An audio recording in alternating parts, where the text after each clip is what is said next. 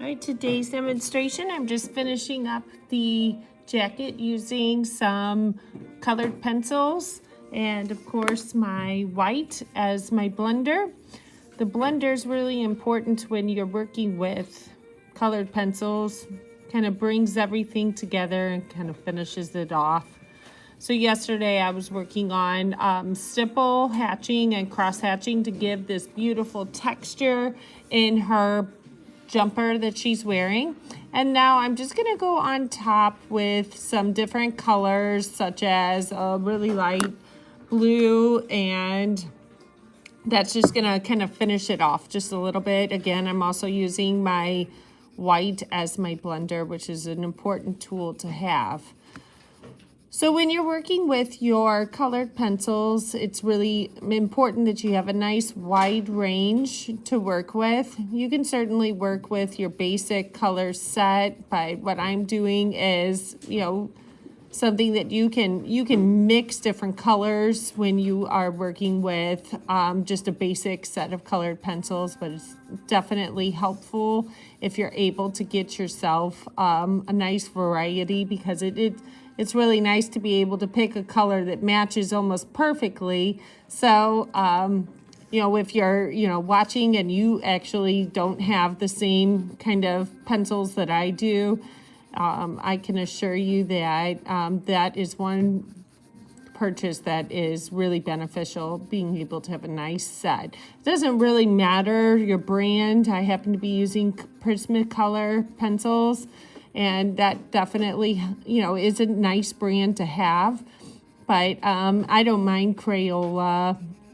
There's only one brand that doesn't seem to really do well, and that's Crazy Art or Rose Art. Those are brands that I have not had a whole lot of success with. When it comes to blending, that is probably the thing that you'll notice the most. But you work with what you have. So I did all of my mark making techniques yesterday so that I would have a nice, beautiful range of value, and I have texture, which is, an important part of what we're learning in our classes. Then I can go on top with my blender, and it really just, helps bring it all together and complete that particular section. I can see there are definite, areas that can go a little bit darker, things like that. But it is important that you kind of lay the foundation of a really nice texture just to get yourself started.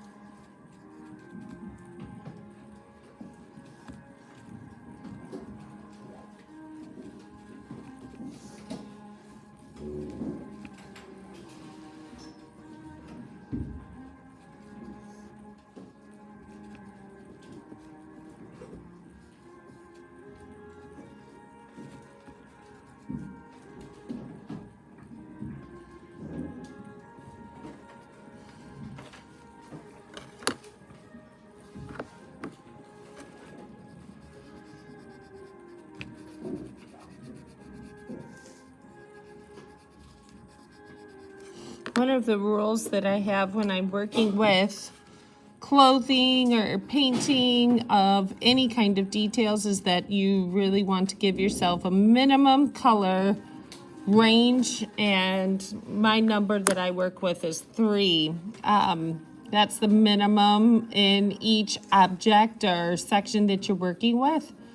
So that's a kind of a base. I have 3 different colors that I've used so far in just her little belt area, and I'll build up more. So again, layering is super, super important when you're working with any kind of details.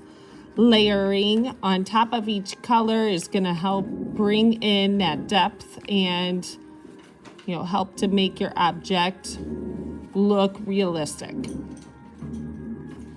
And of course, we have this blender that is going to really help us just kind of complete the belt area there.